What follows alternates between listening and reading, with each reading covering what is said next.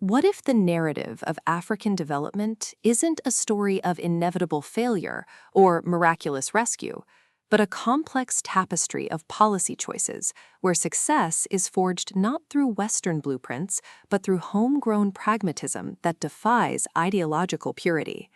In How Africa Works, Joe Studwell delivers a masterwork of developmental economics that transforms the continent from a case study in despair into a laboratory of human ingenuity, proving that in landscapes saturated with external prescription, true progress requires listening to the logic of local actors rather than the dogma of distant donors. This isn't merely another policy tome with charts and critiques. It's a psychologically precise narrative where every infrastructure project feels like both promise and peril. Consent to develop is negotiated through sovereignty rather than conditionality, and hope means honoring the messy reality of implementation when theory demands perfection. From the first bustling market narration, listeners are immersed in a world where agency is abundant and presence is the only reliable metric of change.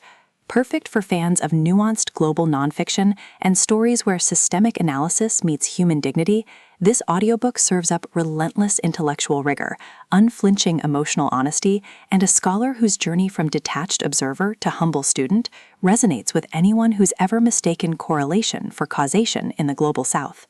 When economist Joe Studwell embarks on a decade-long investigation across Ethiopia, Rwanda, Ghana, and Nigeria, he expects to validate established development models, not to discover that the nations thriving are those that ignored orthodox advice, adapted policies to local realities, and prioritized state capacity over market fundamentalism. But as Studwell navigates government ministries and village cooperatives, he realizes this inquiry isn't about diagnosing failure, it's about decoding resilience. Studwell masterfully avoids reducing African nations to monoliths or himself to savior analyst.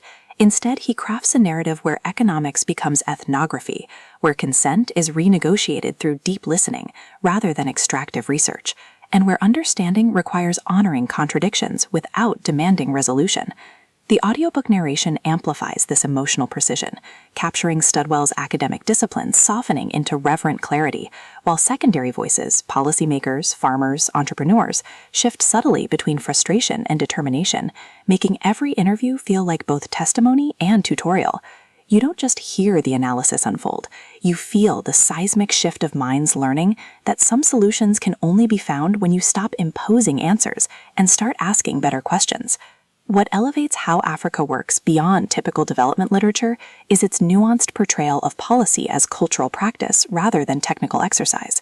Studwell isn't merely evaluating outcomes, he's confronting how Western academia taught him to equate progress with liberalization, challenging the notion that universality equals validity.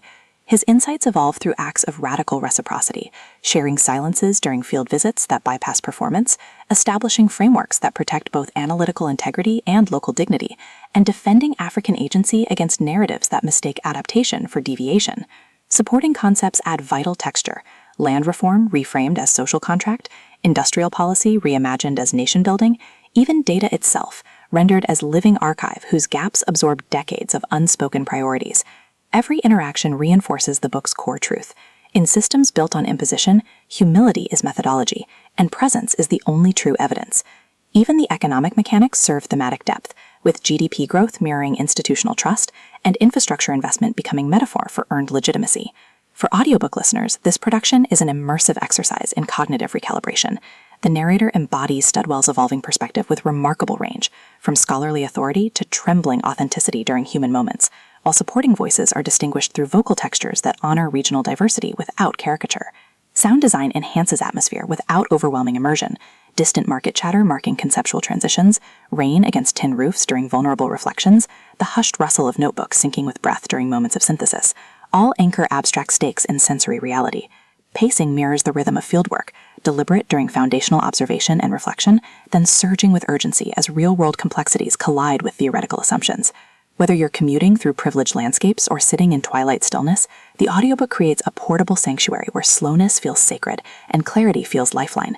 It's storytelling as embodied validation, transforming passive listening into active participation in a journey where understanding isn't about explanation, but about accompaniment.